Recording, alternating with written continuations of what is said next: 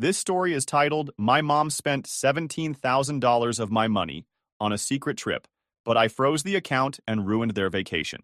Hey everyone, I don't usually post stuff like this, but I need to see some perspectives. Let me start from the beginning to give you all the context. Growing up, my family wasn't what you'd call picture perfect. My parents split when I was 8, and from there, my life kind of split too. I stayed with my mom most of the time, while my dad moved out and became the weekend parent. Now let me tell you about my dad. He's the kind of guy you read about in those motivational parenting posts. Solid, dependable, and always putting me first. Even after the divorce, he made sure I never felt like I was missing out. He'd take me to the park, help me with school projects, and never missed a single birthday. My mom, on the other hand, was, well, let's just say she had a different approach to parenting. Not long after the divorce, my mom met Carl. He was this flashy guy who worked in sales and seemed to have his life together, or so I thought. He played the part of the cool stepdad. He'd bring me candy, crack jokes, and act like he genuinely cared. But everything changed when my half-sister Tina was born. Suddenly, I wasn't just the kid from mom's first marriage, I was an outsider. It didn't happen overnight, but little things started piling up. Carl would make comments like, "Don't you want to spend more time with your dad?" Or, "It must be tough not having your real family around." It wasn't just the comments, it was the way Carl acted, like I was some stray dog who wandered in uninvited.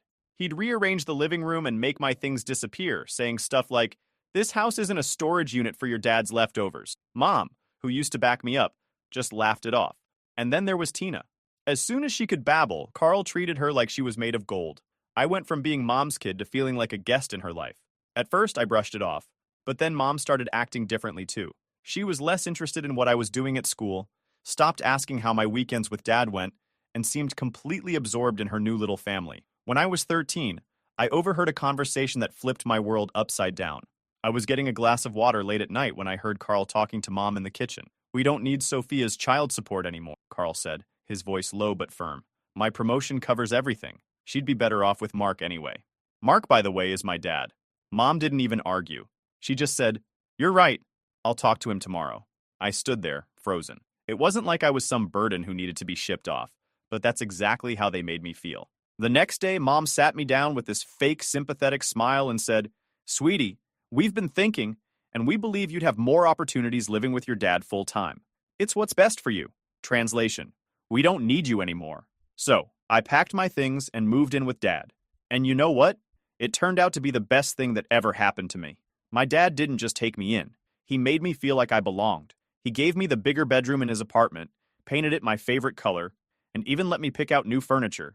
He didn't pry into why I was moving in, or make me feel awkward about it. He just said, "This is your home now." From that point on, it was me and dad against the world. When college applications rolled around, he was right there with me, helping me write essays and figure out finances. He paid for everything, even when I tried to tell him I could take out loans. "Your education is my responsibility," he'd say, brushing off any argument. I ended up getting into a great school and graduated with a solid job lined up.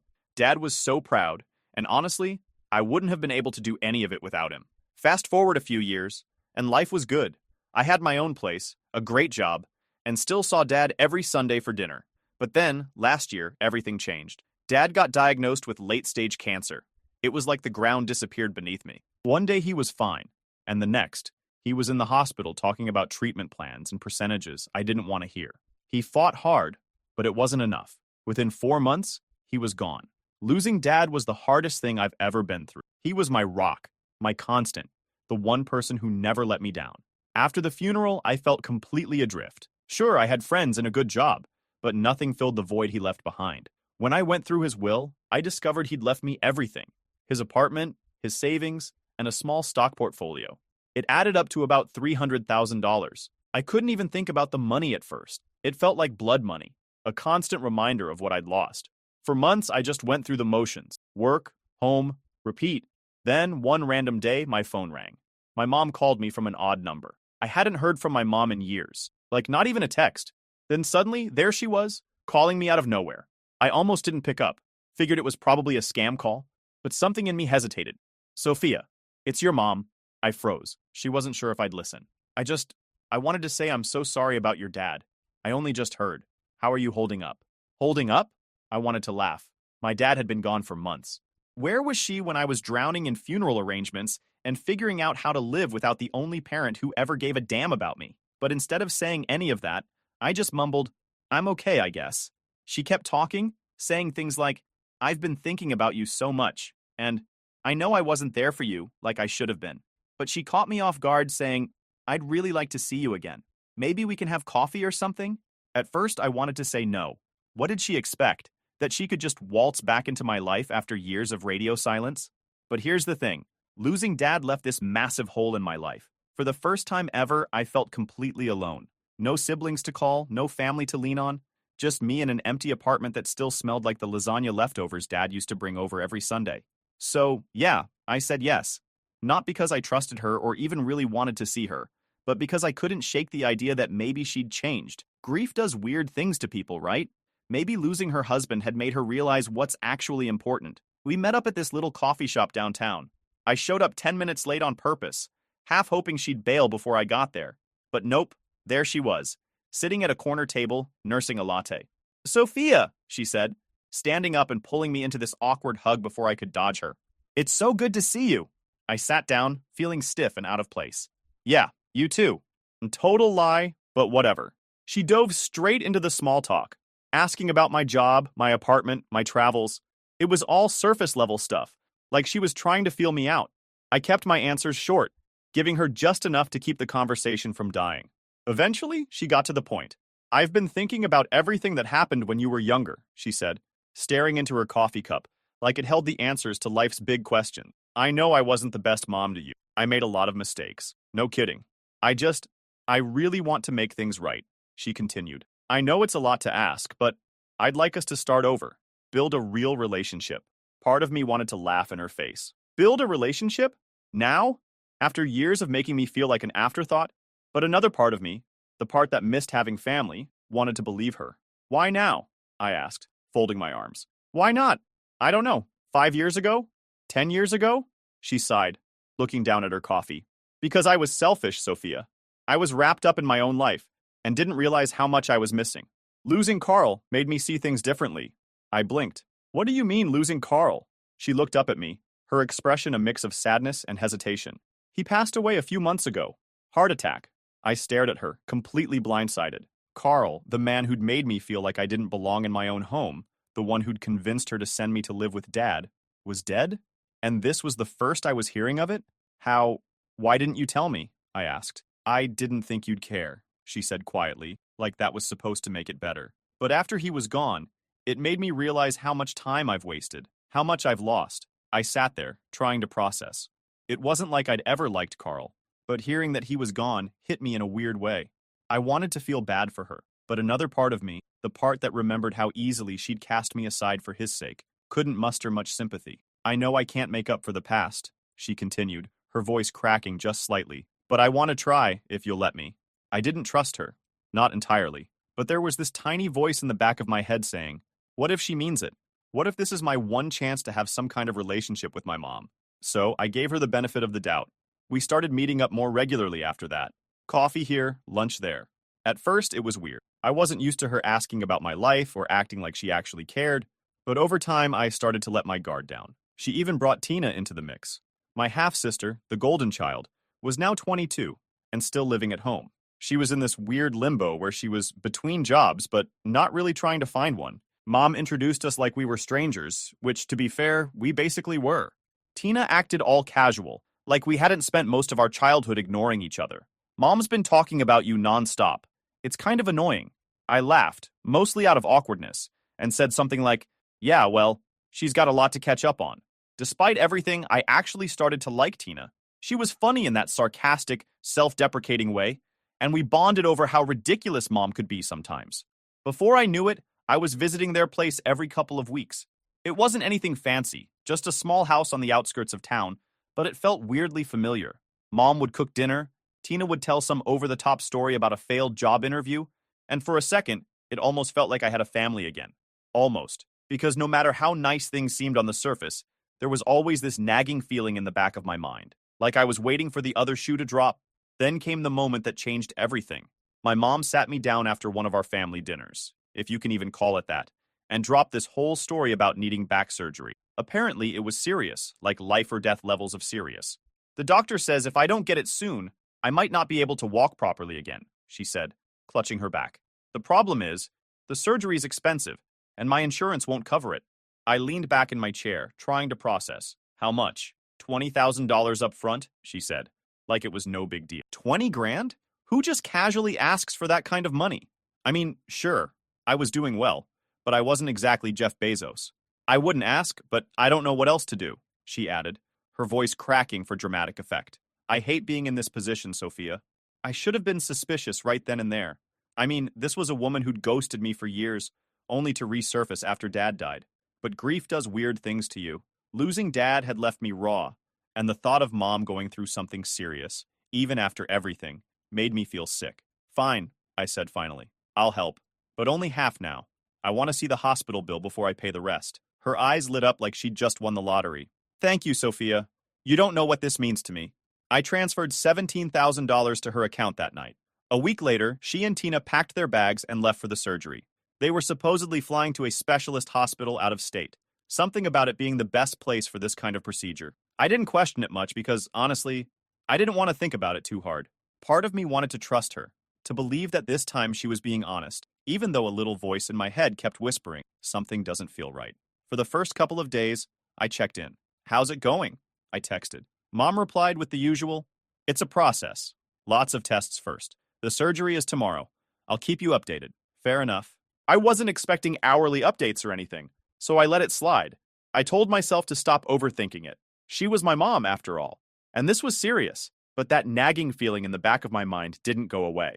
And then Christmas rolled around, and things started to feel off. I was scrolling through Instagram, half watching a cheesy holiday movie, when I got a DM from my friend Rachel. She's the type of a friend who got all the news, so when I saw her name on the screen, I knew she's up to something. Hey, I thought your mom was having surgery. Check this out. Attached was a screenshot of Tina's latest Instagram story. And let me tell you, it wasn't exactly what I was expecting. Instead of a hospital room or a recovery selfie, it was a picture of Tina posing in front of the Eiffel Tower. I stared at my phone, thinking maybe it was some kind of glitch, or an old photo she'd reposted. But nope, the timestamp was clear.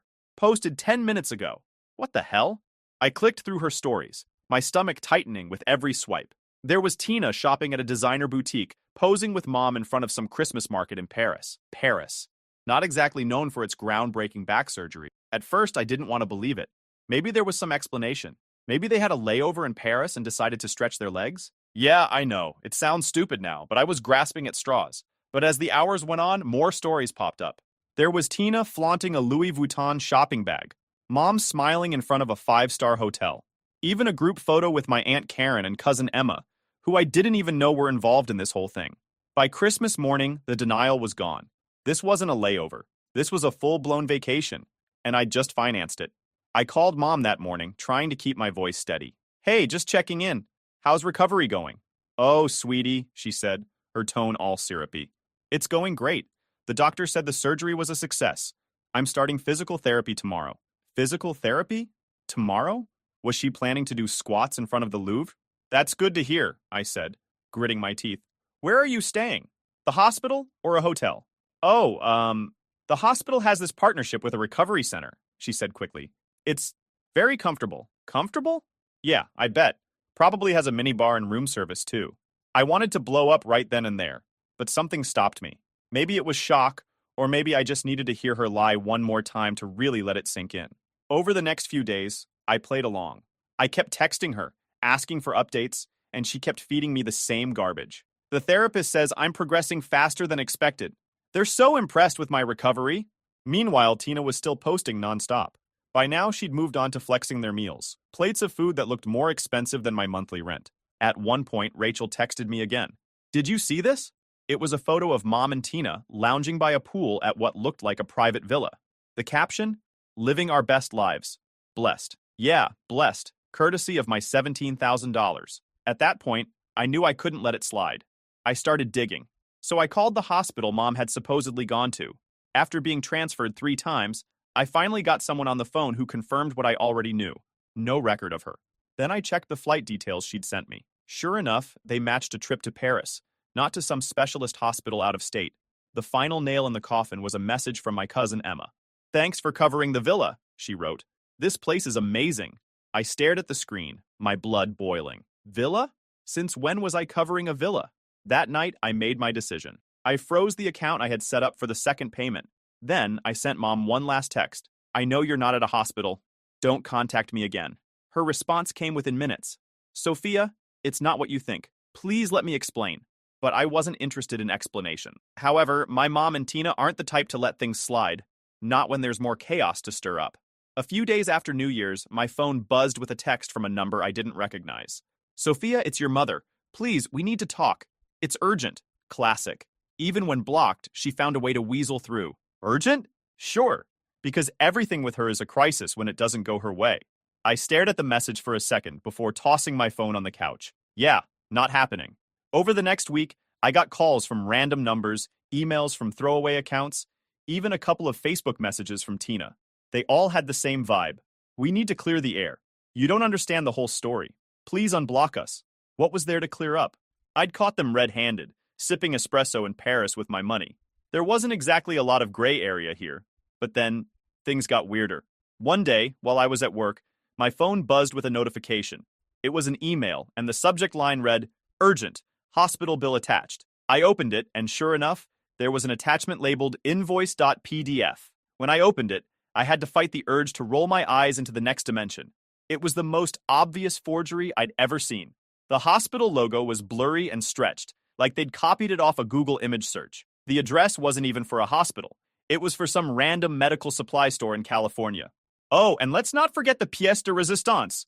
The payment details section listed my mom's personal bank account. Seriously? This was their big play? A fake invoice that looked like it had been thrown together in Microsoft Paint? I decided to call them out, but not directly. Instead, I replied to the email with a single sentence. Please have the hospital contact me directly for payment verification. Less than an hour later, I got a frantic response. No, that won't be necessary. The hospital only accepts payment through my account because of their unique billing system. Unique billing system? Yeah, and I'm the Queen of England. I didn't reply. That weekend, I got another surprise, this time from my cousin Emma.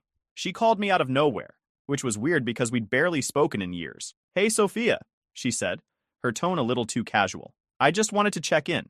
How are you doing? I knew right away she wasn't calling just to catch up. What's up, Emma? Well, I was just wondering if you've talked to Aunt Linda recently, she said, referring to my mom. I sighed. Nope, and I'm not planning to. There was a long pause. She mentioned something about being in a tough spot, Emma said carefully. She didn't go into details, but it sounded serious. Serious, huh? Like not being able to pay for her villa rental? Or maybe struggling to cover her Louis Vuitton addiction? I didn't say any of that, though. I just told Emma, she made her choices. It's not my problem anymore. The next week, the desperation hit a new level. Tina kept posting on social media about how their wealthy relative had abandoned them in a foreign country after promising to help. She didn't name me outright, but it was obvious who she was talking about. One post had a picture of her and my mom sitting on their luggage at an airport, looking all sad and defeated. The caption read, "We trusted someone, and they left us stranded. Never again." I wanted to reply so badly. I wanted to post the receipts, the fake hospital bill, the Paris vacation photos, everything. But I knew it wasn't worth it. Engaging with their pity party would only make me look bad. Instead, I just screenshot everything and saved it for later. A few days after that, Rachel called me with another update. "You're not going to believe this," she said, barely able to contain her laughter. "What now?" I asked, bracing myself. "Tina started a GoFundMe," Rachel said. "She's trying to raise $20,000 to recover from being stranded abroad." I burst out laughing. "Oh, come on. Who's falling for that?" Apparently not many people. Rachel sent me the link, and the fundraiser had only raised about $150, mostly from distant relatives who probably didn't know the full story. I'll admit, I was tempted to donate $1 just to leave a comment like, "Should have budgeted better," but I resisted. Eventually, reality started to catch up with them. The villa they'd rented in Paris? Turns out they hadn't paid the full balance, and the owner was threatening to call the police. They ended up selling off most of the designer stuff they'd bought to cover the costs. When they finally made it back home, things started falling apart fast. Tina had lost her part-time job because she'd stayed away for too long, and apparently, they hadn't paid the rent on time while they were off living their best lives in Paris. Of course, Mom's go-to solution was to guilt-trip the rest of the family. She started calling anyone who would pick up, playing the victim, and trying to squeeze out some sympathy. and maybe a little cash. Grandma was the first to fill me in during one of our usual calls. Your mother called me this morning, she said. She was sobbing, going on about how unfair everything is and how nobody's helping her. Unfair? I said. That's bold for someone who scammed me out of 10 grand to fund a vacation. She's got some nerve, Grandma replied. But don't worry, I didn't give her anything. I told her she made this mess and needs to clean it up herself. I sighed. I'm sorry she's dragging you into this. You shouldn't have to deal with her nonsense. Don't apologize, Grandma said. You've done more than enough for her. If anything, I should have warned you. Your mother's always been like this, thinking tears will fix everything. I've had years of practice dealing with her, so don't let it weigh on you. Even though she brushed it off, I couldn't help feeling bad. Still, it's not fair you had to deal with her calls. She's my problem, not yours. She's been pulling this kind of thing since before you were born. I'm used to it. What matters is you've stood your ground. You've done the right thing, and don't let her make you think otherwise. Thanks, I said. I just hate that it's come to this. I wish things could be different. So do I, Grandma said. But some people don't change, no matter how much you want them to. You're doing what's best for you, and that's what counts. By the time we hung up, I felt a bit better. Mom might have been stirring up trouble, but at least I had someone who understood and had my back. That was enough to keep me steady. But things didn't stop there. A couple of days later, my cousin Emma reached out to me. Hey, Sophia, do you know what your mom and Tina have been saying about you? I sighed. Let me guess. It's somehow all my fault they're broke? Basically, Emma said. But that's not even the worst part. Remember how they convinced me to chip in for emergencies during their trip? Turns out their emergency was a designer bag Tina just had to have. When I asked for the money back, your mom acted like I was being unreasonable and said I should have known it wasn't a loan. I felt my stomach drop. You're kidding me. Nope. And when I pushed, Tina called me greedy and said I wasn't supportive of family. I groaned. Unreal. Did you tell them off? Oh, I did, Emma said. It got ugly. I told them they're the ones who don't care about family, and I'm done bailing them out. Your mom started screaming about how nobody understands what she's been through, and Tina just rolled her eyes like it's all a big joke. I walked out and told them they're on their own. Good for you, I said. But inside, I was fuming. They had no shame, none at all. I knew the rest of the story indirectly. I got a voicemail from my mom's landlord, which was already weird because I'd never met the guy in my life. Hi, this is Mr. Randall, your mother's landlord. She mentioned you might be able to clarify some things regarding her rent situation. Can you please give me a call back? What? I called him back, and what he told me had me absolutely floored. Apparently, my mom had spun this whole story about how I'd promised to pay her rent while she was away for medical reasons, and then backed out, leaving her in a financial hole. She made it sound like you were supposed to be supporting her financially, the landlord said, sounding skeptical. But honestly, it didn't add up, so I wanted to check with you directly. I was livid. No, that's not true at all, I said. She lied to me about needing surgery to get money for a trip to Paris. I had no idea she was even behind on rent until now. The landlord sighed. That's what I figured. Well, thanks for clearing it up. I'll handle it from here. Handle it? I wasn't done. I called my mom immediately, and for once, she actually answered. Why is your landlord calling me about your rent? I demanded, before she could even say a word. There was a pause, and then she went full innocent act. Oh, I just mentioned you because I thought maybe you could help explain my situation. Explain your situation? You mean lie for you? My voice was shaking at this point. You told him I promised to pay your rent. What is wrong with you? Calm down, Sophia, she said, like I was the one being unreasonable. I only said that because I didn't know what else to do. He's threatening to evict me. Well, maybe you should have thought about that before you spent all your money shopping in Paris, I snapped. Her tone shifted immediately. I can't believe you're being so selfish, she hissed. After everything I've been through, you can't even help me out a little. I laughed, but it wasn't the funny kind. You've got to be kidding me. You lied to me, stole from me, and now you're dragging my name through the mud to cover your tracks. You're unbelievable. That's rich coming from you, she shot back. You've had everything handed to you, and now you're acting like you're better than us. At that point, I hung up. I was done arguing with her, but I wasn't done entirely. The next day, I called a lawyer. I explained everything, the fake surgery, the stolen money, the defamation, and asked what my options were. You have a strong case for a defamation claim, the lawyer said. We can also pursue legal action for fraud if you want to go that route. Fraud? That word hit me like a ton of bricks. It sounded so serious, but when I thought about it, that's exactly what it was. Mom had conned me out of 10 grand and then tried to ruin my reputation when it backfired. I didn't hesitate. Let's do it, I said. Filing the lawsuit was the hardest thing I'd ever done, but it was also the most liberating. Mom and Tina tried to talk me out of it, of course. Tina sent me a long, rambling message about how I was tearing the family apart and how money isn't everything. Funny, because when it was my money, apparently, it meant a whole lot to them. Mom even tried to play the victim, saying I was destroying her life. The audacity was unreal. I mean, who exactly had been destroying whose life here? But I didn't back down. For once, I put myself first. It felt strange at first, like I was betraying some unspoken rule that I had to keep sacrificing for their benefit. But I stuck to my guns. It wasn't just about the money. It was about principle. It was about finally standing up and saying, enough. The case dragged on for months. I won't lie. There were moments I doubted myself. The legal fees piled up. The constant back and forth with my lawyer was draining. And every time I heard from Mom or Tina, I felt nauseous. But I reminded myself why I was doing this. To set things straight, to hold them accountable, and to prove, to them and to myself, that I wasn't going to let them take advantage of me ever again. In the end, the court sided with me. Mom and Tina had to pay back the $17,000, and the defamation claim ensured they couldn't pull the same stunt again.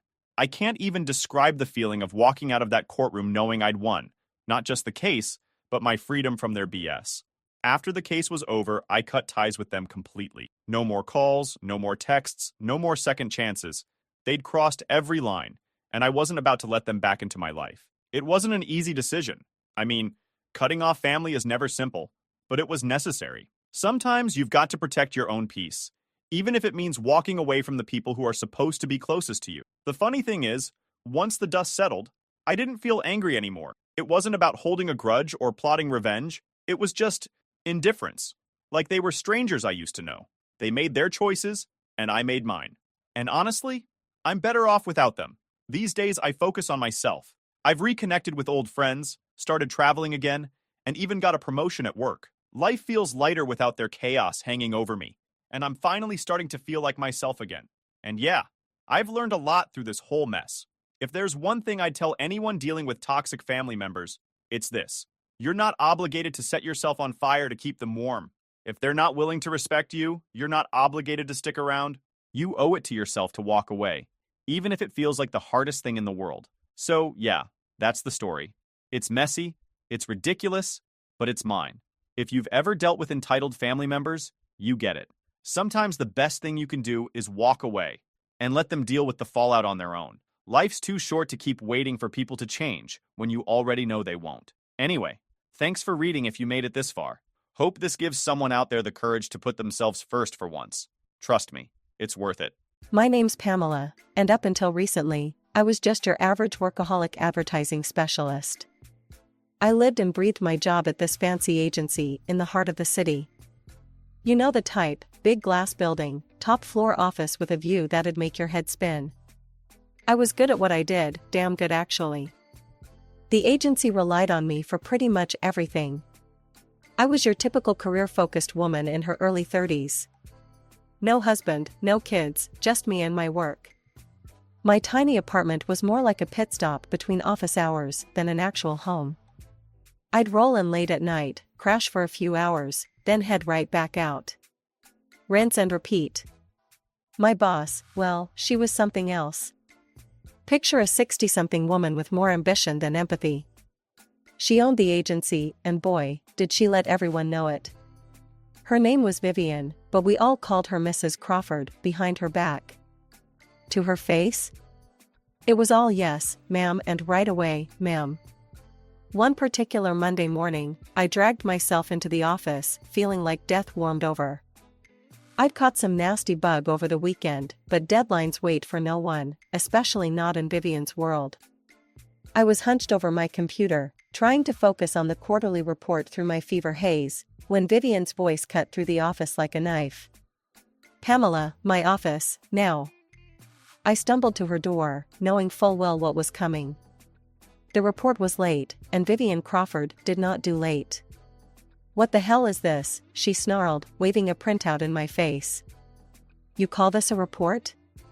Any 5-year-old could put together something more coherent than this garbage. I'm sorry, Ms. Crawford, I mumbled, my head pounding. I've been sick, Anne. Sick? She scoffed. You think clients care if you're sick? You think I built this agency by taking sick days? You're useless, Pamela. Utterly useless. Her words hit me like a slap. I'd poured my heart and soul into this job for years, sacrificed everything for it. And this was what I got in return? I don't know if it was the fever or just years of pent-up frustration, but something in me snapped. Tears welled up in my eyes, and before I knew it, I was bolting out of her office, past the shocked faces of my coworkers, and into the elevator.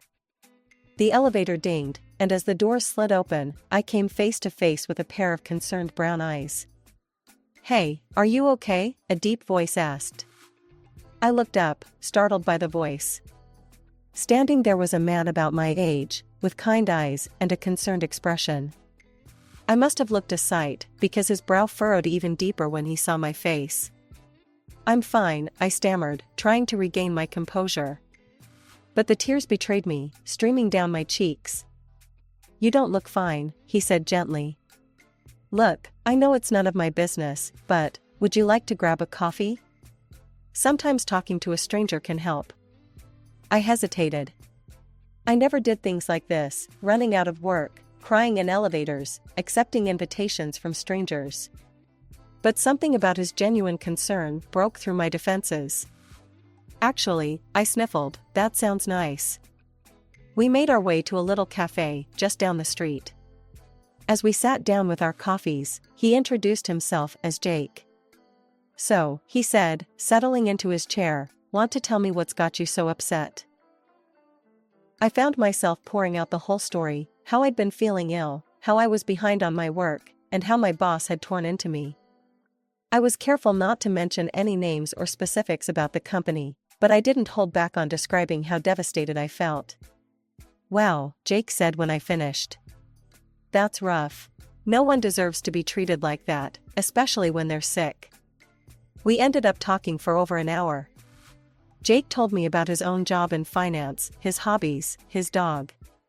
It was easy, comfortable conversation, and I found myself laughing, despite the awful morning I'd had. As we were getting ready to leave, Jake hesitated. "Listen, Pamela. I know we just met, but I'd really like to see you again. Maybe we could grab dinner sometime?" I surprised myself by saying yes without hesitation. We exchanged numbers, and as I watched him walk away, I felt a flutter of excitement in my chest. Over the next few weeks, Jake and I started seeing each other regularly. We'd meet for dinner after work, or spend weekends exploring the city. With each date, I found myself falling harder for him. He was kind, funny, and supportive, everything I'd been missing in my life. At work, things were, well, they were what they always were. Vivian was still Vivian, demanding and critical. But somehow, it didn't bother me as much anymore. Knowing I had Jake to talk to at the end of the day made it all more bearable. One night, about a year after we'd met, Jake took me to a fancy restaurant. As we finished our dessert, he pulled out a small velvet box and opened it, revealing a beautiful diamond ring. "Pamela, will you marry me?" Happy tears welled up in my eyes as I nodded enthusiastically. Yes, of course I'll marry you." As Jake slipped the ring on my finger, I felt like I was floating on air. Everything was perfect. Jake was perfect. Our life together would be perfect. The weeks following our engagement were a whirlwind of happiness. One evening, as we cuddled on the couch in my apartment, Jake brought up something I hadn't even considered. "Babe," he said, running his fingers through my hair, "I think it's time you met my mom. She's been asking to meet you. How about this weekend? We can drive out to her place." That Saturday, we pulled up to a house that made my jaw drop. It was huge, easily 3 times the size of the house I grew up in. The door swung open, and I froze. Standing there, looking just as shocked as I felt, was Vivian Crawford, my boss, Jake's mother. "Mom," Jake said warmly, oblivious to the tension, "this is Pamela, my fiancée." Vivian's eyes narrowed as they swept over me. "Pamela," she said, her voice cold. "What a surprise." "Jake, darling, surely you can do better than this." She waved her hand dismissively in my direction. With your money, your position, you could have any woman you want. Why settle for someone from such a modest background? I felt like I'd been slapped. Jake's arm tightened around me. Mom, he said, his voice hard, I love Pamela. She's the best thing that's ever happened to me. I'm marrying her, with or without your approval. Vivian's face darkened, but Jake didn't give her a chance to respond. He turned to me, his eyes softening. I'm so sorry about this, Pam. Let's go. As we drove away, I finally found my voice. Jake, I said shakily, there's something I need to tell you. I spilled everything, how Vivian was my boss, how she'd treated me at work, the incident that led to me meeting Jake in the first place. Jake listened silently, his knuckles white on the steering wheel. When I finished, he pulled the car over and turned to face me. Pamela, he said firmly, I want you to know that this changes nothing.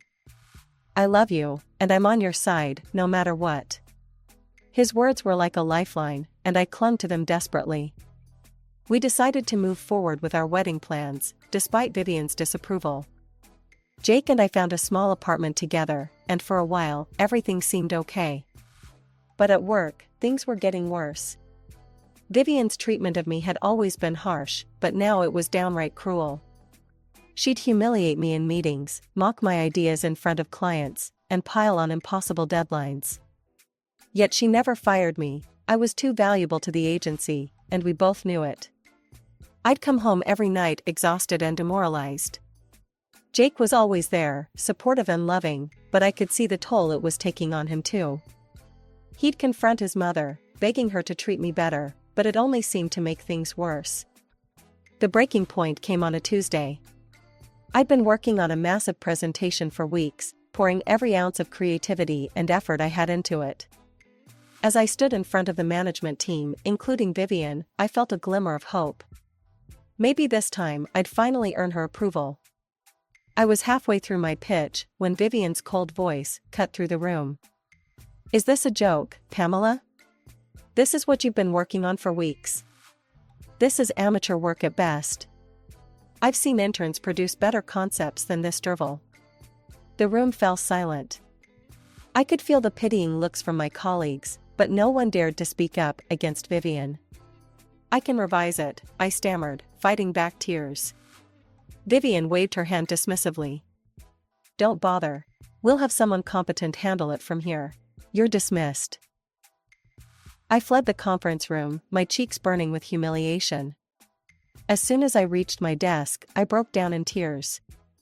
It was too much. The constant criticism, the public humiliation, the stress of navigating this impossible situation with my mother-in-law. I couldn't take it anymore. That evening, I stumbled into our apartment, still sniffling. Jake took one look at me and pulled me into a tight hug. That's it, he said firmly. You can't keep doing this to yourself, Pam. You need to quit. Your mental health is more important than any job. The next day, I marched into Vivian's office and handed in my resignation. Her face contorted with rage. You ungrateful little thing, she sputtered. After everything this agency has done for you? You're just going to abandon us? I stood my ground, my voice steadier than I felt. I'm sorry, but I can't continue working in this environment. My last day will be in 2 weeks. As I turned to leave, Vivian's voice stopped me cold. You think you can just walk away? I'll make sure you never work in this industry again. You'll regret this, Pamela. Mark my words. I threw myself into job hunting, confident that my skills and experience would land me a new position quickly. But as the weeks turned into months, I started to worry. Every promising lead seemed to fizzle out at the last minute. It was as if someone was sabotaging my efforts. Finally, after nearly 6 months of searching, I landed a job at a smaller agency. It wasn't as prestigious as my old position, but I was grateful for the opportunity.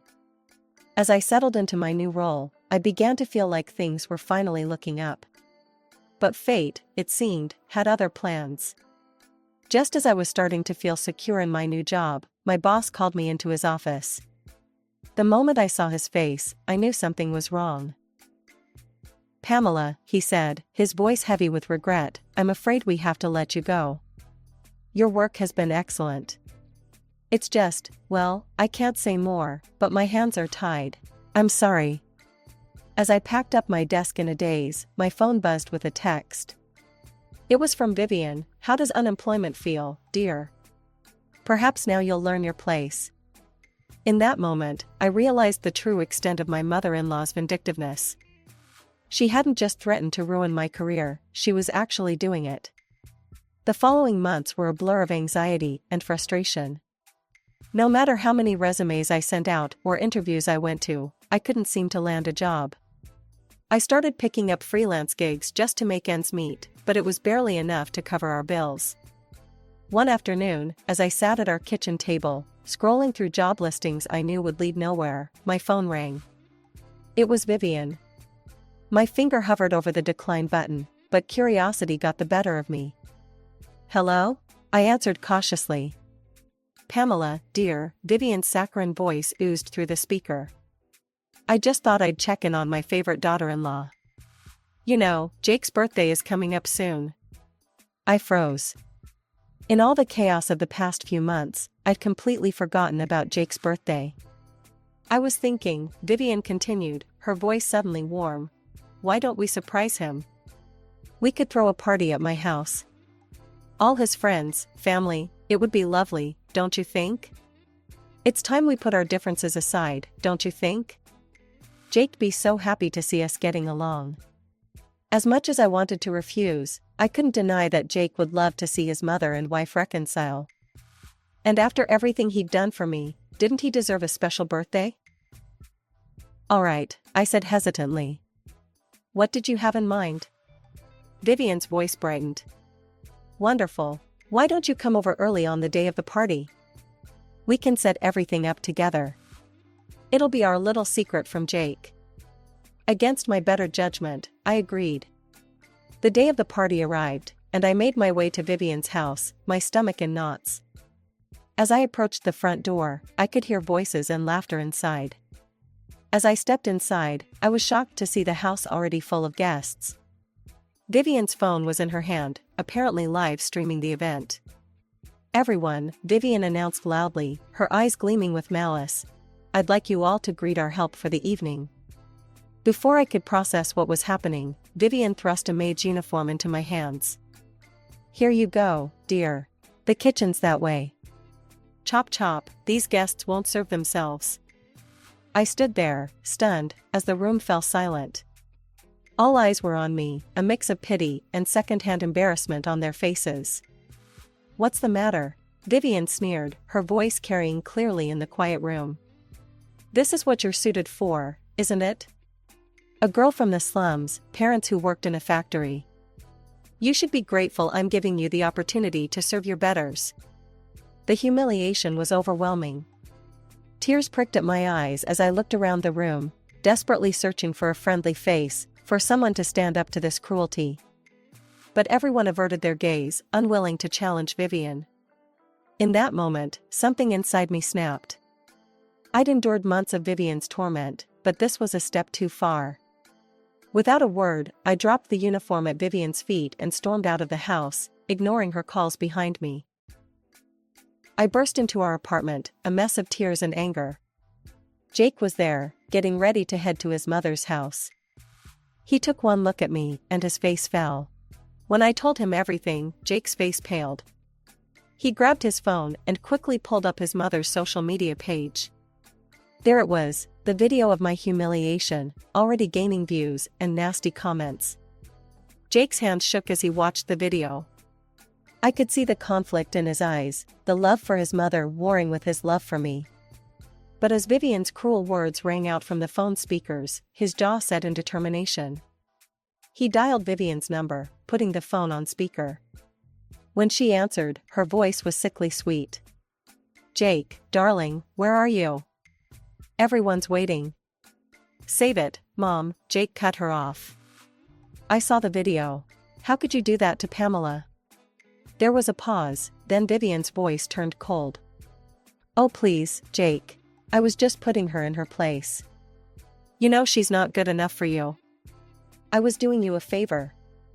No, Mom, Jake interrupted again.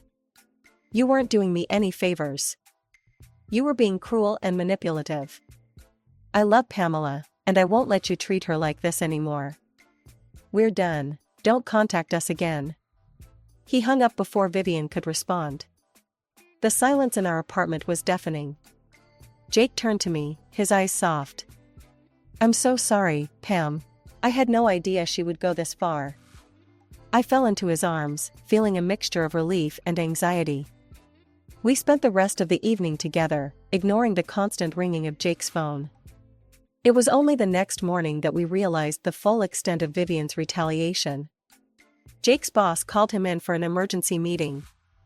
When he returned home a few hours later, his face was ashen. They fired me, he said, his voice hollow. Apparently, the CEO is a close friend of my mother's. She asked him to let me go. We spent the next few days trying to figure out our next move.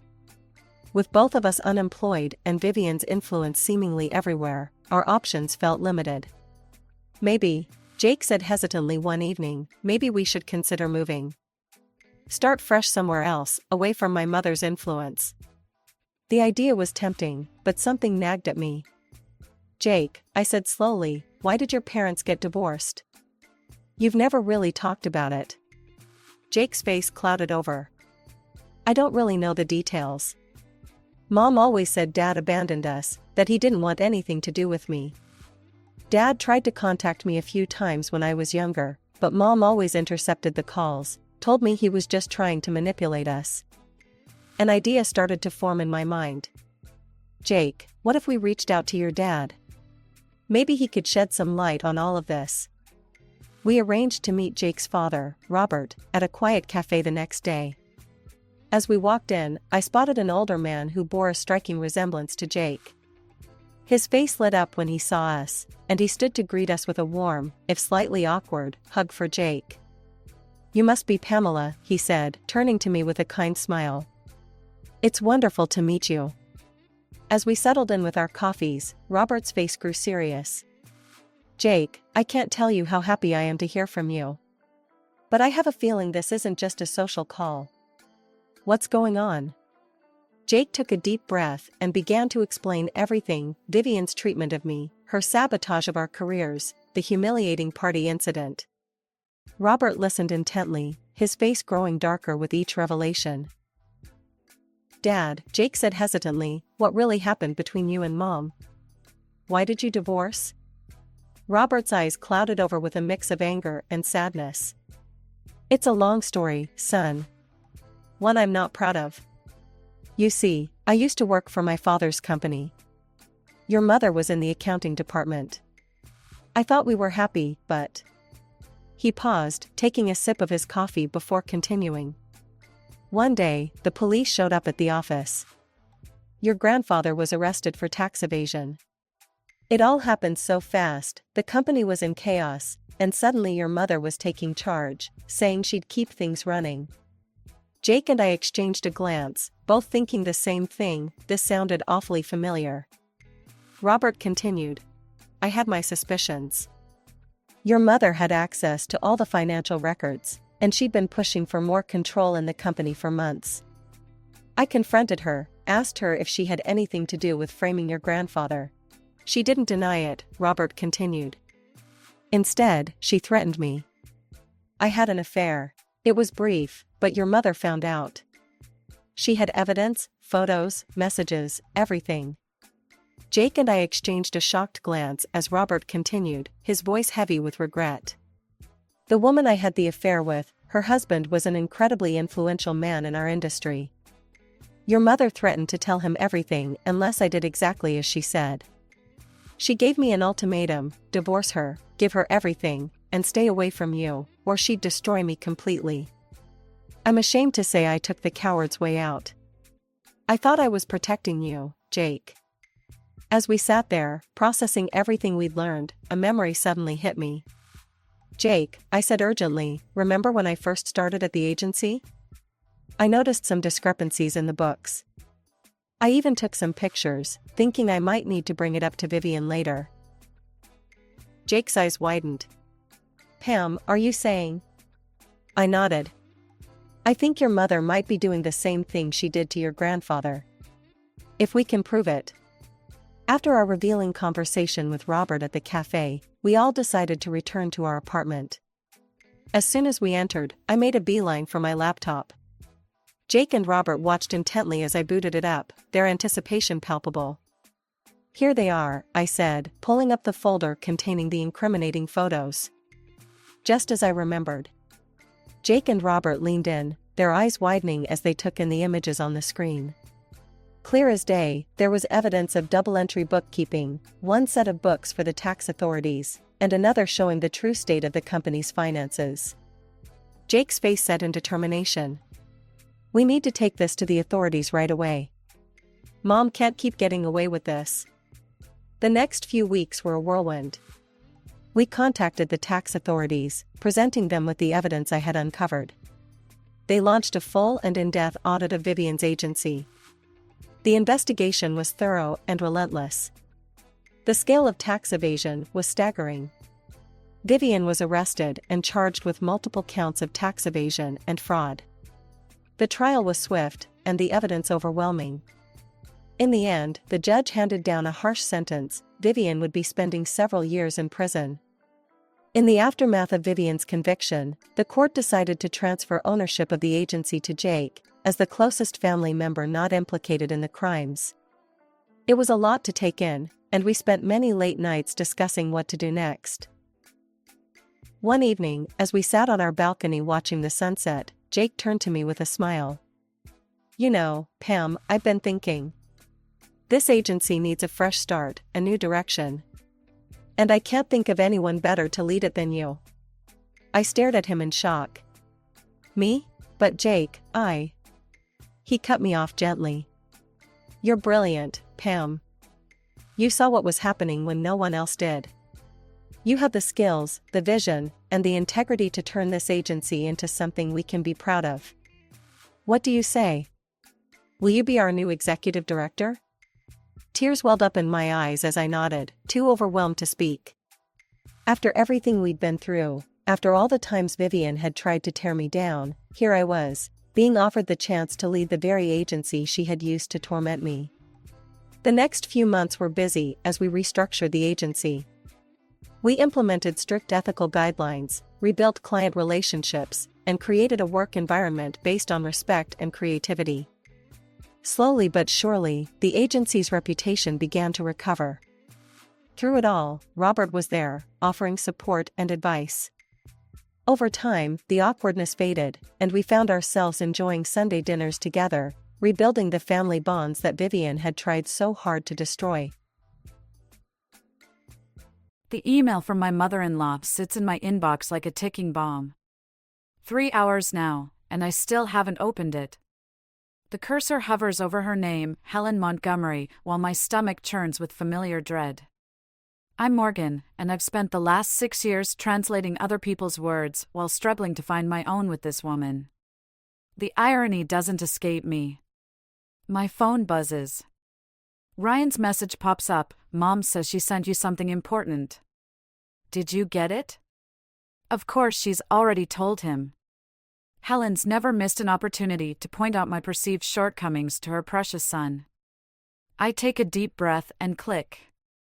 Dearest Morgan, we're hosting a special family dinner this Saturday. Your presence is required, as Richard and I have an important announcement to make.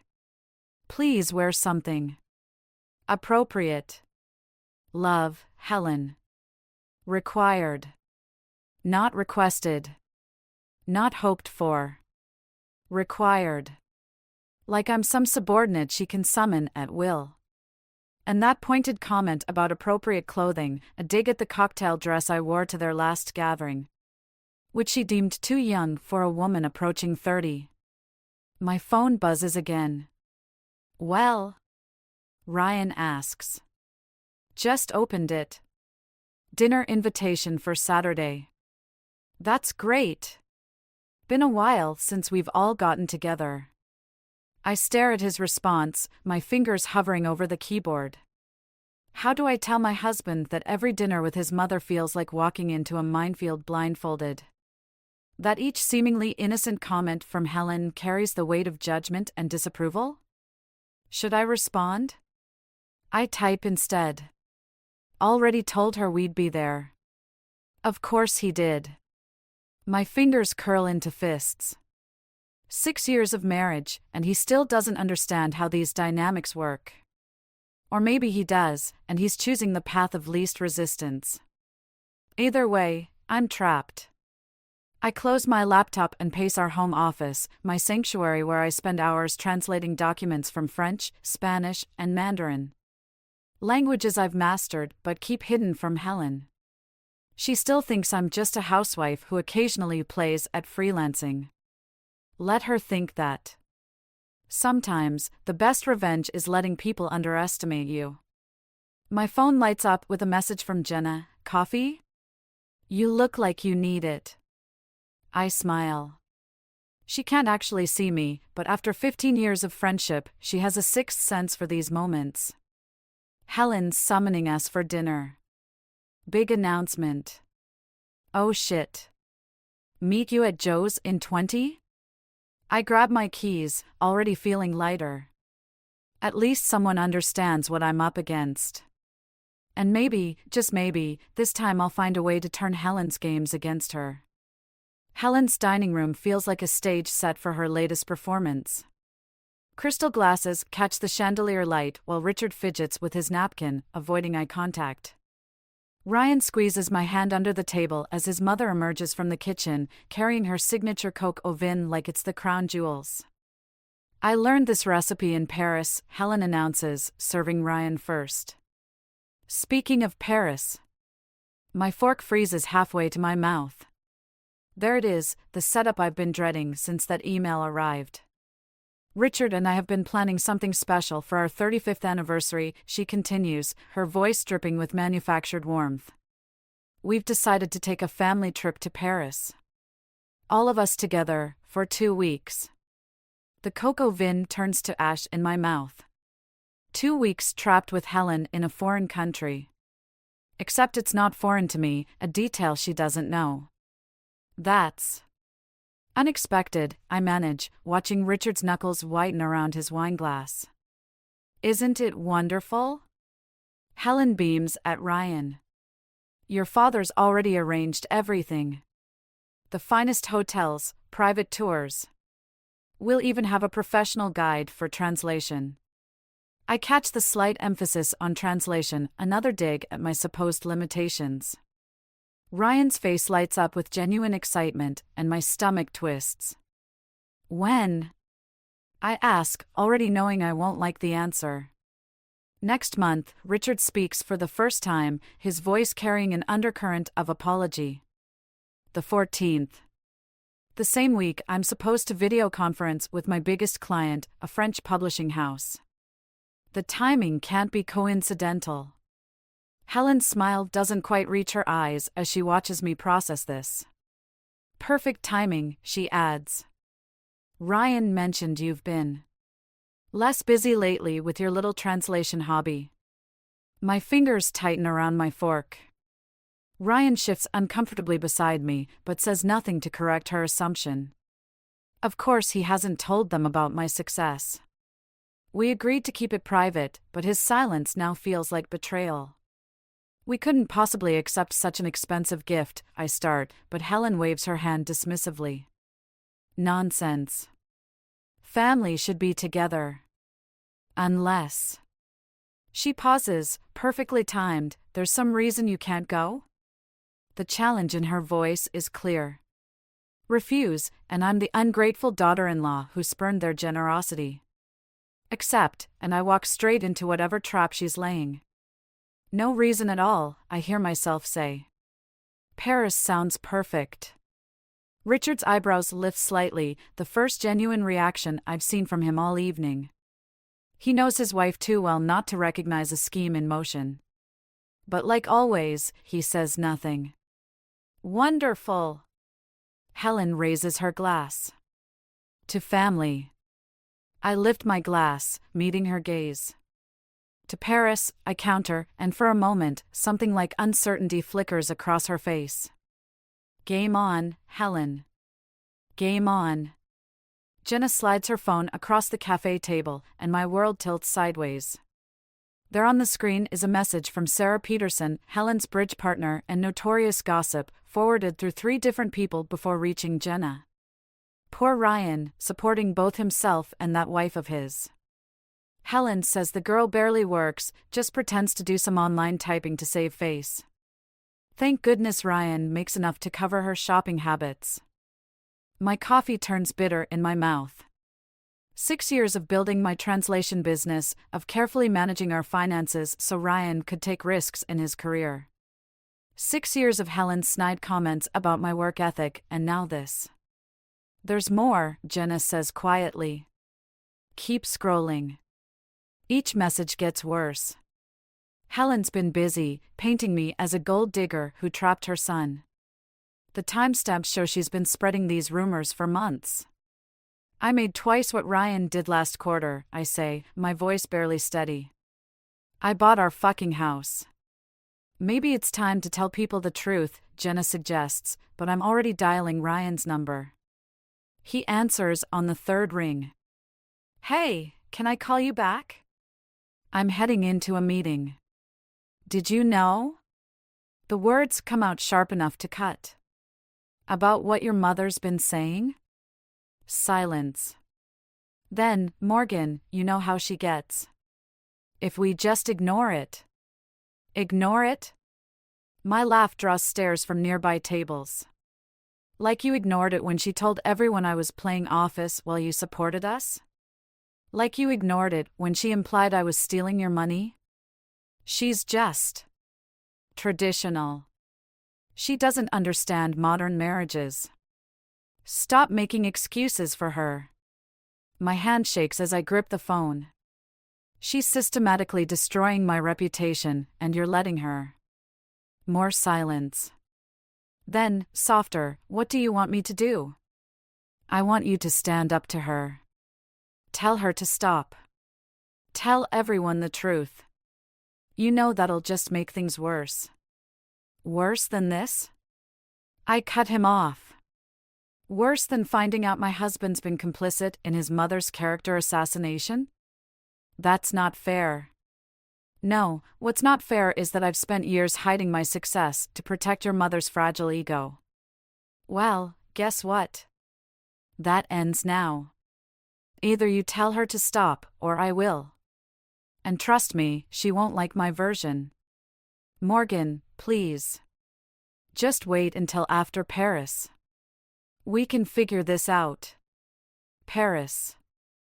I laugh again, and this time it sounds dangerous even to my ears. Oh, don't worry. I'll be there. In fact, I'm looking forward to it. I hang up before he can respond. Jenna watches me with concern, but I'm already pulling out my laptop. What are you doing? She asks. Accepting a job. I open my email, fingers flying across the keyboard. The French publishing house wanted me in Paris next month anyway. Might as well kill 2 birds with 1 stone. Morgan. Don't worry, I say, hitting send with savage satisfaction. I'm done playing the dutiful daughter-in-law. It's time Helen learned who she's really dealing with. The bank statement sits open on my desk like a loaded gun. 6 figures in my business account, proof of everything I've built while Helen painted me as a parasite. My phone buzzes with another message from Ryan, the 10th since our fight. I ignore it. Instead, I open my laptop and pull up the video call with Monsieur Laurent, my biggest client at the French publishing house. Morgan, ma chérie. His familiar face fills the screen. I trust you've considered our offer? Yes, I reply in fluent French. I can be in Paris next month for the contract signing and editorial meetings. Magnifique. Though I thought you initially said those dates were impossible? A knock at my home office door interrupts us. Morgan? Ryan's voice, uncertain. Can we talk? A moment, I tell Laurent, switching to English as Ryan enters. I'm in a meeting. Ryan freezes, staring at my screen. Laurent's prestigious publishing house logo glows behind him, and I watch comprehension dawn on my husband's face. You speak French? The question comes out flat. Pardon the interruption, Monsieur Laurent. I'll email you the signed contract within the hour. After ending the call, silence fills the room like smoke. Ryan picks up the bank statement I deliberately left visible. All this time. He shakes his head. Why didn't you tell me you were this successful? Would it have mattered? You never corrected your mother's assumptions. Because you asked me not to make waves. You said it was easier. Easier than what? Watching you choose between your wife and your mother? I already knew who'd win that battle. He flinches. That's not fair. No? I pull up Helen's latest email about Paris. Your mother's planning to hire a translator for our trip. She's already told everyone how embarrassing it will be watching me stumble through basic French conversations. And you've said nothing. Morgan. I bought this house, Ryan. I paid off your Master of Business Administration loans. While Helen was telling everyone I was bleeding you dry, I was building something real. And you let her. He sinks into a chair, deflated. What do you want from me? I want you to choose. Really choose, not just say what you think I want to hear. By humiliating my mother in Paris? Is that your plan? I laugh, and it sounds like breaking glass.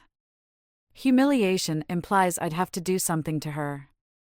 All I have to do is be myself, the self I've hidden to protect your family's delicate sensibilities. Please, just wait. The contract's signed, Ryan. I'll be in Paris, with or without your support. The question is, when the truth comes out, which side of it will you be standing on? He stares at me like he's seeing a stranger. Maybe he is. Maybe I'm finally becoming who I should have been all along. You have until we leave to decide, I say, turning back to my laptop. Now, if you'll excuse me, I have work to do. Paris in June should feel romantic. Instead, the air in our hotel suite crackles with tension as Ryan adjusts his tie, carefully avoiding my gaze. 3 days into the trip, and we've barely spoken. A knock at the door makes us both jump.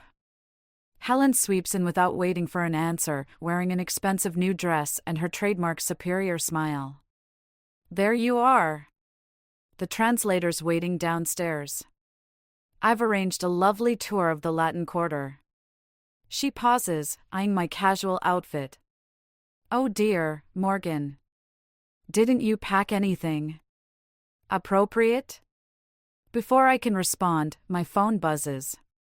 Monsieur Laurent's message lights up the screen, meeting moved to Café Madeleine.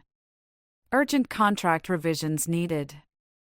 I can't make the tour, I say, grabbing my laptop bag. Work emergency. Helen's smile turns predatory. Work? Oh, your little online typing thing? Surely that can wait. This is family time. Morgan, Ryan starts, but I cut him off. Actually, it's a meeting with a publishing executive. In person. I head for the door, then pause. Don't worry about the translator. I'm sure they're expensive. You should cancel. Helen's face flushes.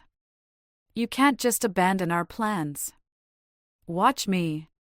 The slam of the door behind me is satisfying, but Helen's voice carries through it. Ryan, darling, this behavior is exactly what I warned you about. She clearly doesn't value family. I'm halfway down the hall when Ryan catches up. You're making this worse.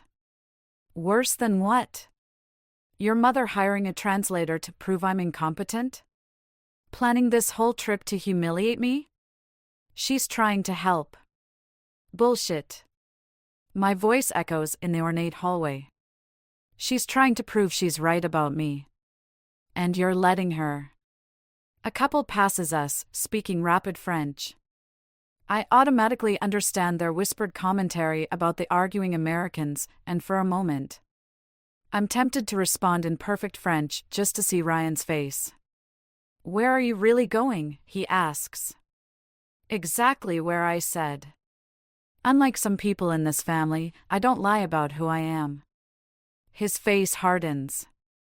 That's rich, coming from someone who's been hiding their abilities for years. The words hit like a slap. I hid them to keep the peace. But peace isn't worth the price anymore. And what price is that? My self-respect. I step into the elevator. You should ask yourself what price you're paying, always choosing her side. As the doors close, I glimpse Helen emerging from our room, her face triumphant. She thinks she's winning, forcing this wedge between us. She has no idea I'm done playing defense. Tomorrow, at the publishing house meeting, everything changes. I just hope my marriage survives the fallout. Café Madeleine bustles with morning customers when Helen's voice cuts through the crowd. Morgan? What a surprise finding you here. Of course it's not a surprise. She's followed me, the translator trailing behind her like a lost puppy. Ryan and Richard hover uncertainly near the entrance. I'm working, I say, gathering my contract papers. Monsieur Laurent is due any minute. Oh. Then you won't mind if we join you. Helen slides into the chair across from me, her smile sharp as broken glass. Since you're so busy, perhaps our translator can help you communicate? The translator, a young woman named Sophie, looks uncomfortable. Madame Montgomery, perhaps we should. Nonsense. Show us what you do, Morgan. What important work pulled you away from family? My hands shake as I try to collect my papers, but Helen snatches one before I can stop her. Her eyes scan the French text, widening slightly. A publishing contract? She turns to Ryan. Darling, did you know about this? Before he can answer, Monsieur Laurent appears, speaking rapid French. Morgan! J'ai les modifications finales pour le contrat. He stops, noting the tension. Helen's face transforms from mockery to confusion as I respond fluently in French, explaining the situation. The translator's eyebrows shoot up. You speak. Helen starts. French? Yes. Along with Spanish and Mandarin. The words taste like victory, but Ryan's face has gone pale. I'm not just signing a contract, Helen. I'm negotiating my 4th book translation deal. I make more in a month than your translator makes in a year. Silence descends like a guillotine. Richard studies his shoes while Ryan stares at me like I'm a stranger. All this time, Helen whispers, "You've been lying." No. I've been protecting your ego. There's a difference. I stand, gathering my papers. I bought the house you love to criticize. I paid off Ryan's student loans. While you were spreading rumors about my shopping habits, I was building a career you couldn't even comprehend. Morgan, Ryan finally speaks, his voice strained. Why didn't you tell me everything? Because you never asked. You were too busy defending her lies. Helen recovers, her voice turning venomous. So this is who you really are. A deceiver. Playing the victim while manipulating my son. That's enough. It's Richard who speaks, surprising everyone. But before he can continue, Ryan turns and walks out. The cafe falls silent. Helen's triumph blazes across her face as I watch my husband disappear into the Parisian crowd. 6 years of marriage, crumbling in 6 minutes. Monsieur Laurent clears his throat awkwardly. Shall we reschedule? No, I say, my voice steady despite the tears threatening to fall. We finish this now. In fact, I have a new project to propose. a memoir about family, betrayal, and the cost of silence. Helen's face drains of color. Finally, she understands. This isn't just revenge, it's liberation. The hotel bar gleams with crystal and wealth, exactly the kind of place Helen loves. She's holding court with her friends when I walk in, her voice carrying across the room. Of course, we had no idea she was deceiving everyone. Poor Ryan. Perfect timing. I slide my phone from my purse, already recording. Helen. My voice cuts through the murmur of conversation. We need to talk. She turns, face composed in practiced concern. Morgan, dear. I was just explaining to everyone how I deceived your son. I move closer, aware of the watching crowd. Or how you've spent years spreading lies about me. I only told the truth as I knew it. The truth? I laugh, the sound sharp enough to make her flinch. Let's talk truth. I pull out my phone, playing the recording from earlier, her voice clear as she tells her bridge club about my supposed shopping addiction. My dependency on Ryan. Now, I continue, switching to perfect French for her gathered friends. Shall we discuss who's really been deceiving whom? Her friends shift uncomfortably as I continue in French, detailing my career, my income, the house I bought. With each word, Helen's facade cracks further. Stop this immediately, she hisses in English. Why? Isn't this what you wanted? A public scene? A chance to expose the truth? You're making a fool of yourself. No, Helen. You did that all on your own. I turn to her friends. Did she tell you she hired a translator to humiliate me? That she's been orchestrating this entire trip to prove I'm a gold digger? Morgan. Ryan's voice.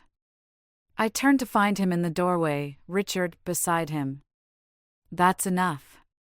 Actually, Richard speaks up, surprising everyone, it's not enough.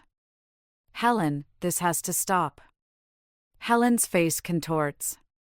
Richard, you can't possibly. I've watched you destroy every relationship Ryan's ever had. Not this time. He turns to me. I'm sorry, Morgan.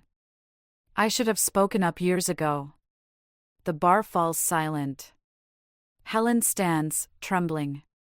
Ryan, surely you see what she's doing? But Ryan moves to my side, taking my hand. I see exactly what's happening. I've been seeing it for years, I just didn't want to admit it. Choose carefully, Ryan, Helen warns. If you side with her. That's the problem, Mother. There were never supposed to be sides. He squeezes my hand. But if you're forcing me to choose, you won't like my decision. Helen's mask finally shatters. She grabs her purse, nearly running from the room. Richard watches her go, then turns to us. She'll never forgive this, he says quietly. Good, I reply, meeting his gaze. Because I'm done seeking forgiveness for being successful. For being strong. For being myself. Ryan pulls me closer, and for the first time in years, I feel like I can breathe freely in Paris. The morning sun streams through our hotel window as I pack, each item a decision about what to carry forward and what to leave behind. Ryan sits on the bed, holding Helen's letter. She wants to meet, he says quietly. Before we leave. I pause, a silk scarf suspended between suitcase and air. The same scarf I wore to that first dinner when Helen announced this trip. What do you think? I think. He folds the letter carefully. I think she's scared. Of losing control. Of losing me.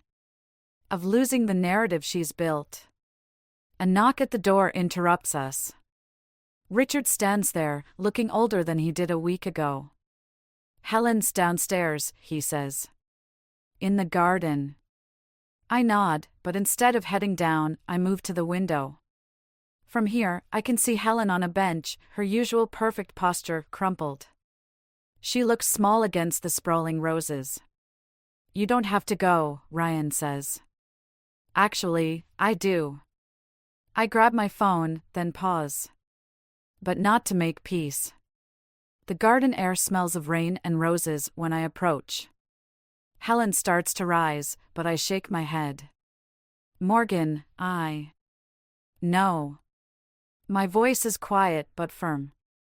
You're going to listen. For once in your life, you're going to listen. I sit beside her, maintaining careful distance. I'm not going to accept your apology. I'm not going to pretend the last 6 years didn't happen. But I am going to thank you. She blinks, confused. Thank you for showing me exactly who I don't want to be. A woman so afraid of other women's strength that she tries to destroy it. Thank you for pushing me to finally stand up for myself. I never meant. You did. You meant every word, every scheme, every lie. I turn to face her fully. But here's what happens now. Ryan and I are going home. We're going to build our life, our real life, without your interference. And you're going to live with the consequences of your choices. You can't take my son. I'm not taking him. You lost him all on your own. I stand, smoothing my dress. I've already sent the recordings to everyone in your social circle. Not for revenge, though that would be satisfying, but for protection. So everyone knows exactly why we're stepping away. Her face crumples, but I feel no satisfaction. Just a quiet certainty. Goodbye, Helen. As I walk away, she calls out, I could change. I stop but don't turn. Maybe. But I won't be there to see it. Ryan waits by the hotel entrance, our bags ready. Okay, he asks. I take his hand, feeling the strength in his grip. No, I answer honestly. But I will be. The Paris traffic hums around us as we leave, a symphony of movement and life. Behind us, the garden grows smaller, Helen's figure blending into the roses until she disappears completely. My name is Brittany, and I often think about how different my life could have been if my mom hadn't gotten sick. She passed away when I was 6, and that's when everything changed. Our house used to be full of her laughter, and the photos of our happy family covered every wall. Dad took it really hard. For months, he barely spoke, just went to work and came back home, where I tried my best to be quiet and not bother him. I didn't really understand death back then. I kept asking when Mom would come back from heaven. Dad would just hug me tight and say nothing. Then he met Sandra at some work event. She started coming over for dinner, and I noticed Dad smiling more. I guess that's why I didn't say anything when, one by one, Mom's photos started disappearing from the walls, replaced by new ones with Sandra in them. Brittany, Sandra, and I have something to tell you, Dad said one evening. They sat me down in our living room, and I remember playing with the hem of my dress, feeling nervous. Sandra and I are getting married. She's going to live with us and be your new mom. You'll see, everything will be wonderful. But it wasn't wonderful. As soon as they got back from their honeymoon, Sandra started changing things. She rearranged all the furniture, repainted the walls, and set up what she called house rules. Brittany, your room is a mess again, she'd say every morning. A young lady should keep her space tidy. And please keep your voice down when you're playing, I have a headache. I always had to help with chores, even though I was just 6. When I complained to Dad, he'd just say, listen to Sandra, honey. She knows what's best for you. One day, I overheard them arguing in their bedroom. I pressed my ear against the door, trying to make out the words. She's just not adjusting well, John, Sandra was saying. Maybe it would be better if she lived with your mother? She's always saying how much she misses having family around. No, Dad's voice was quiet. I promised Sarah, I promised her before she. I swore I'd take care of Brittany. And there's the money she left for Brittany's college. I gave my word it would go to her education. I didn't know it then, but things were about to get even harder. A year later, Sandra got pregnant, and everything changed again. Dad was over the moon, and Sandra couldn't stop talking about how she was finally going to have her own child. Those words hurt more than any chore or rule she'd ever given me. Because that's what I was to her, someone else's child. Not her own. Never her own. When Emma was born, I was 8 years old. I remember standing in the hospital hallway with Dad, peering through the nursery window at my new baby sister.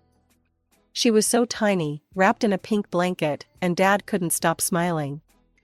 "You're a big sister now, Brittany," he said proudly. "You'll help take care of Emma, won't you?" I nodded eagerly, not understanding what that really meant. But I found out pretty quickly when they brought Emma home. Sandra wasted no time in turning me into her personal assistant. "Brittany, bring me fresh diapers. Brittany, wash these bottles. Brittany, hold Emma while I make a phone call." The demands never stopped.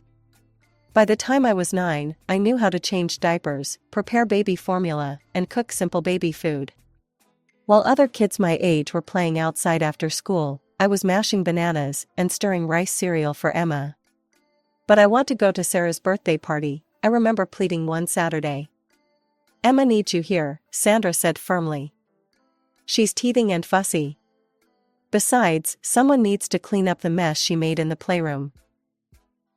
As Emma grew, so did my responsibilities. I had to watch her constantly, making sure she didn't fall while learning to walk or put dangerous things in her mouth. Meanwhile, Emma was showered with attention and gifts. Every tantrum was rewarded with a new toy or treat. When she turned 4, Emma realized she could get me in trouble whenever she wanted. And boy, did she use that power. One time, she deliberately spilled her juice all over her new dress, then ran crying to Sandra. "Brittany pushed me," she wailed. I spent that weekend grounded in my room. Another time, she broke her expensive musical toy and blamed me.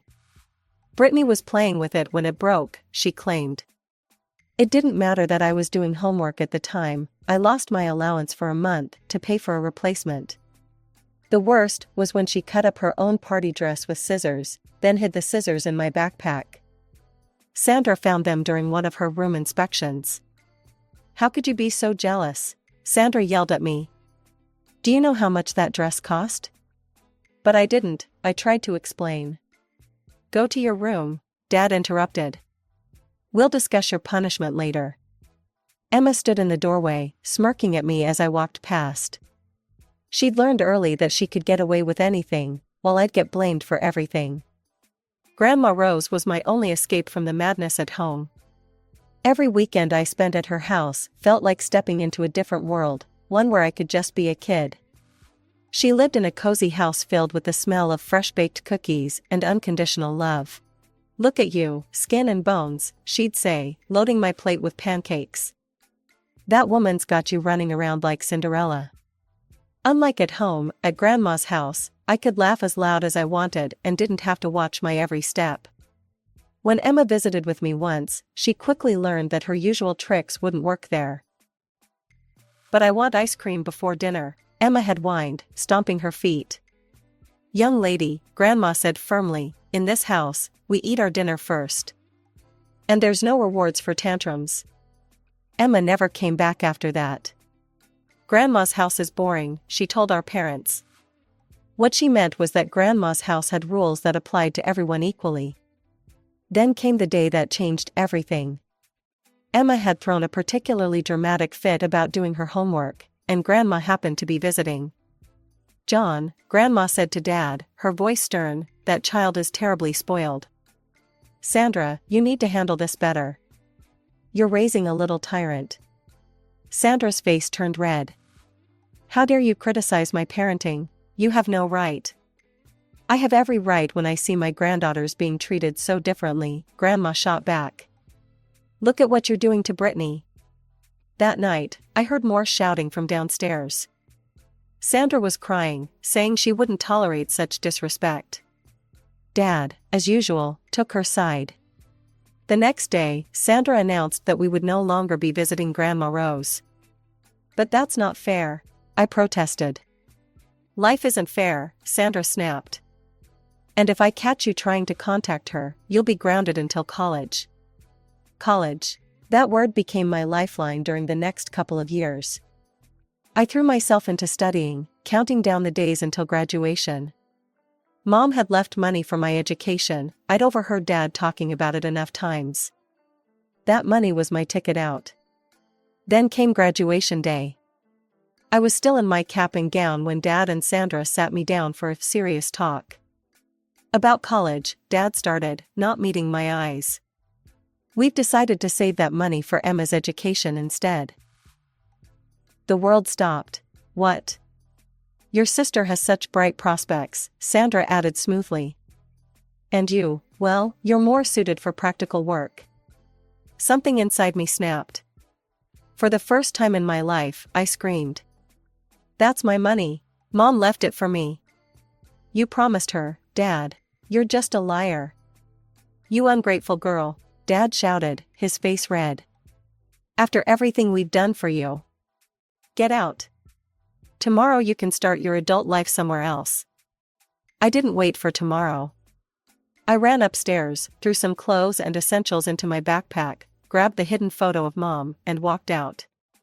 My friend Jenny had always said I could stay with her family if things got bad, and now things had gotten as bad as they could get. Life as a waitress wasn't what I'd dreamed of doing after high school, but it paid the bills, barely. I started at the Silver Spoon, a busy downtown restaurant, working double shifts whenever I could. My feet ached every night, and I smelled like French fries and burger grease, but at least I was free. Jenny's parents were amazing, letting me stay with them for those first few months. But I knew I couldn't impose forever. That's when I met Maria, another waitress at the restaurant, who was looking for a roommate. The apartment's tiny, she warned me, and the neighbors are loud, but it's cheap. She wasn't kidding about tiny. Our shared apartment could barely fit 2 beds and a couch. But it was ours, and neither of us had to answer to anyone else.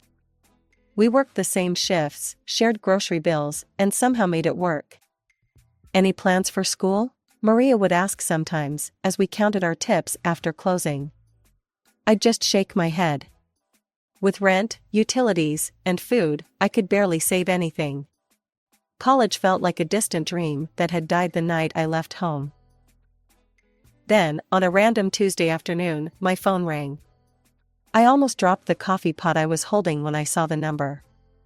Brittany, sweetheart, I've been trying to track you down. How's college going? My throat tightened. I'm not in college, Grandma. What do you mean? Your father had Sarah's money set aside. I found myself telling her everything, the fight, getting kicked out, working as a waitress. By the end, I was crying in the restaurant's break room, and Grandma was silent for so long I thought we'd lost connection. Those miserable, selfish. She finally said, her voice shaking with anger. Listen to me, Brittany. I'm paying for your college. No arguments. Grandma, no, I can't let you. You're not letting me do anything. I'm doing it. Your mother was like a daughter to me, and I won't let them steal your future. Have you looked at any schools? I could try the local university. They have evening classes. Perfect. We'll get you enrolled for next semester. But Brittany? She paused. Let's keep this between us. I don't want to deal with your father or that woman. I laughed through my tears. Trust me, Grandma, neither do I. So that's how I became a full-time waitress and a part-time student.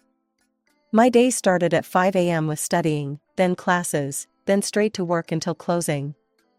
I'd come home exhausted, feet blistered, smelling like restaurant food, only to crack open my books again. Maria thought I was crazy. Girl, when do you sleep? Sleep is for the weak, I'd joke, downing my 3rd cup of coffee. But for the first time since I'd left home, I felt like I was moving forward. Every test I passed, every paper I turned in, felt like a small victory. Not just for me, but for Mom too. I might not have gotten to use her money, but I was still going to get the education she'd wanted for me. And the best part? Nobody from my family knew. They probably imagined me still serving tables, going nowhere in life. Let them think that. I was done trying to prove myself to people who'd never cared anyway. I was studying for my business management final when Emma's message popped up on Facebook. There she was, grinning beside a brand new red Mercedes, wearing designer clothes that probably cost more than my monthly rent. Look what Mom and Dad got me for my birthday. Not that you'd know anything about nice cars, huh? Still serving burgers? Must be fun watching everyone else live their best life while you're stuck being a waitress forever. The next photo was of her college acceptance letter. Got into State U. Mom and Dad are paying for everything, tuition, housing, meal plan. They even promised me a spring break trip to Europe. But hey, at least you get free fries with your shift meal, right? I stared at my textbook, then back at her message. I could have told her about my 3.9 GPA, about how I was about to graduate with honors. Instead, I clicked block user and went back to studying. 3 weeks later, I graduated with my business degree. Only Grandma was there to watch me walk across the stage, but that was all I needed. We went out for dinner afterward, at a different restaurant, of course. Back at work, things started changing. Mr. Peterson, the owner, called me into his office one morning. "Brittany, we've noticed how hard you work. How would you feel about becoming shift manager?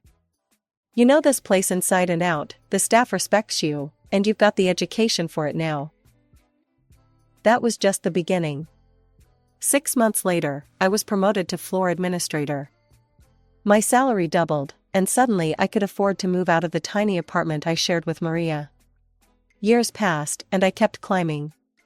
By 30, I was running the whole place. The Silver Spoon had transformed from a regular downtown restaurant into one of the city's top dining spots. My name was on restaurant industry magazines, but my family still thought I was just a waitress. My new apartment was in one of those fancy high-rises downtown, with floor-to-ceiling windows and a view of the city. Every morning, I'd stand there with my coffee, watching the sunrise, thinking about how far I'd come from that scared teenager who ran away with just a backpack. It was a quiet Monday morning when I got the Facebook message from Mrs. Roberts, our old neighbor. We'd kept in touch over the years. She was one of the few people from my old life who'd been kind to me.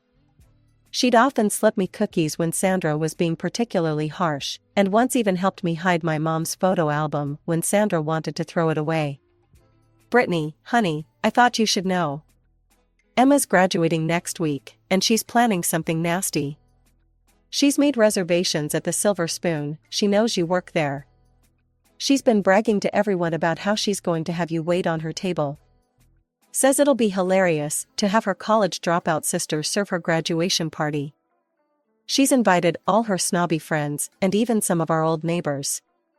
She's been telling everyone how she's going to show them what a failure you turned out to be. I thought you should know." I sat back in my leather office chair, looking out over the restaurant floor, through the one-way glass. The lunch rush was just beginning, and I watched my well-trained staff move efficiently between tables, like a perfectly choreographed dance. A slow smile spread across my face as I opened our reservation system. Sure enough, there it was, Emma Wilson, party of 15, Saturday 7 p.m., graduation celebration. She'd even added a special note requesting the best table in the house, price is no object. My fingers hovered over the keyboard. I could cancel it. One click, and their reservation would disappear. I could have Janet call with some excuse about a plumbing emergency or a double booking. But no, I had a better idea. I picked up my phone and called Grandma, who answered on the second ring. She was probably in her garden. She always kept her phone close while tending to her prized roses. "You'll never guess who's coming to dine at my restaurant," I said when she answered. "Who?" "Emma. And Dad and Sandra. They're coming to celebrate her graduation. Apparently, she specifically chose this place to humiliate her waitress sister. Mrs. Roberts just warned me about it." Grandma's voice turned sharp. "Cancel their reservation. You don't need that kind of negativity in your life, Brittany. Haven't they hurt you enough? Actually, I couldn't help grinning as I looked at the framed Businesswoman of the Year award on my wall. I have a better idea. How would you like to come to dinner that night? I'll give you the best table in the house, behind the marble column by the waterfall wall. You'll be able to see everything, but they won't see you. There was a pause, then Grandma started laughing, that deep, mischievous laugh that always meant trouble when I was growing up. Oh, you devious girl. Count me in. Should I wear my pearls for the occasion? Perfect. I'll have Carlos make your favorite chocolate souffle. He's been practicing that new raspberry sauce you liked last time. I'll bring my camera, Grandma chuckled. This is going to be better than those reality TV shows you used to watch. After we hung up, I called in my assistant. Janet, clear my schedule for next Saturday evening. And make sure the staff knows I'll be handling a special table personally. Of course, Ms. Wilson. Anything else? Yes, I smiled, running my finger along the spine of my business management degree diploma hanging on the wall. Make sure we have our finest champagne chilled. And have Miguel prepare his special caviar appetizers. I have a feeling it's going to be quite a memorable night. As I looked out over my restaurant again, I couldn't help but think how perfect this was. Emma had always loved her little power plays, her attempts to humiliate me. Well, this time, she was walking right into my territory. And I was ready. Saturday evening arrived, and the restaurant was buzzing with its usual weekend energy. I watched from my office as my sister's party arrived, Emma in a designer dress that probably cost more than most people's monthly salary, Sandra in her typical overdone makeup, and Dad looking older than I remembered. They were surrounded by Emma's friends, all dressed to impress. I could see Grandma at her hidden table, pretending to read the menu while watching everything. She gave me a subtle wink when I passed by. Excuse me, Emma's loud voice carried across the restaurant. I specifically requested my sister, Brittany, as our server. Where is she? I smoothed down my tailored suit jacket and approached their table. Emma's face lit up with malicious delight when she saw me. Oh my God, everyone, this is my sister I was telling you about. She gestured at me like I was some exhibit at a zoo. Still a waitress after all these years. I mean, I just graduated from State U, and she's still carrying plates. The table erupted in laughter, led by Emma. Dad chuckled too, though he couldn't quite meet my eyes. Sandra just sat there with that superior smirk I remembered so well. Look at her clothes, Emma stage whispered to her friends. I guess that's what you can afford on a waitress's salary. I stood there in my Armani suit, letting them laugh. The irony wasn't lost on me. What can I get for you this evening? I asked professionally. Emma made a show of studying the menu. Well, since you asked, I'll have the lobster thermidor. Oh wait. She looked up with fake concern. Can you even afford to eat at a place like this? Do you know what lobster is? More forced laughter from her friends, though some were starting to look uncomfortable. And after dinner, Emma continued, her voice dripping with contempt, I want you to personally wash our dishes. I'll even give you a nice tip, maybe you can buy yourself some decent clothes for once. I could see Grandma gripping her table's edge so hard her knuckles were white. Some of the guests were whispering among themselves, clearly embarrassed by Emma's behavior. Sandra finally spoke up, her voice cold. Really, Brittany, you should be grateful Emma chose your establishment for her celebration. Though I must say, I'm surprised they hired someone like you at such a nice place. Actually, I said, my smile never wavering, I won't be able to take your order or wash your dishes tonight. Emma's face darkened. What do you mean, you won't? I want to speak to your manager right now. I'll have you fired. That won't be necessary, I said calmly. The manager is already here. Well, where are they? Emma demanded, looking around. You're looking at her. The silence that fell over the table was absolute. Emma's mouth opened and closed like a fish out of water. Dad's face had gone completely white, and Sandra looked like she'd swallowed something sour. That's impossible, Emma finally sputtered. You're lying.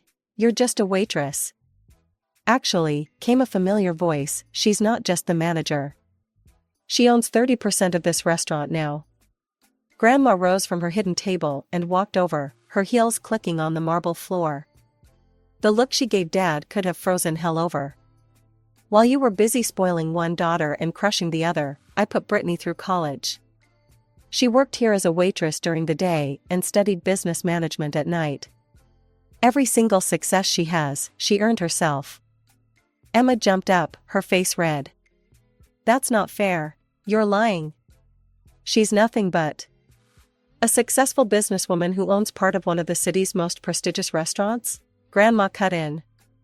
Who bought her own luxury apartment while you're still living off Daddy's money? Is that what you were going to say? Dad finally found his voice. Mom, Don't you dare, Mom me, John Wilson, Grandma snapped.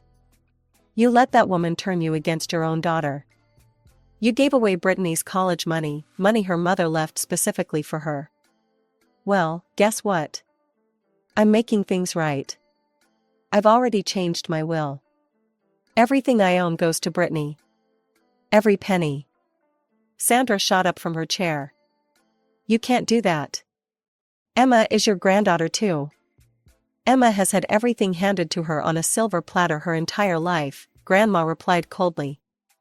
She doesn't need my money, though from what I've seen tonight, she could use some basic human decency.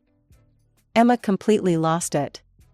She grabbed her wine glass and hurled it across the table, shattering plates and sending food flying. This isn't fair. You're all just jealous of me. Security, I called calmly. 2 men in black suits appeared instantly. Please escort these people out. You can't throw us out, Sandra screamed. Do you know who we are? Yes, I do, I replied. You're trespassers causing a disturbance in my restaurant. Leave now, or I'll call the police and press charges for the damage to my property. Emma tried to grab another plate, but one of the security guards caught her arm. Dad just stood there, looking lost, as they were all led to the door. Brittany, he called back weakly. Please, can we talk? I turned my back and walked away. Over the next few months, he tried everything, calls, emails, even showing up at the restaurant once. I had security turn him away. That was 5 years ago. The Silver Spoon is now the top-rated restaurant in the city, and I've opened 2 more locations. Grandma kept her word about the will, though thankfully she's still going strong at 75, tending her garden and coming to the restaurant every Sunday for her chocolate soufflé. Last week, I got another message from Emma. Something about how she's changed and wants to make amends. I did what I always do with messages from that part of my life, hit delete and went back to work. Some chapters are better left closed.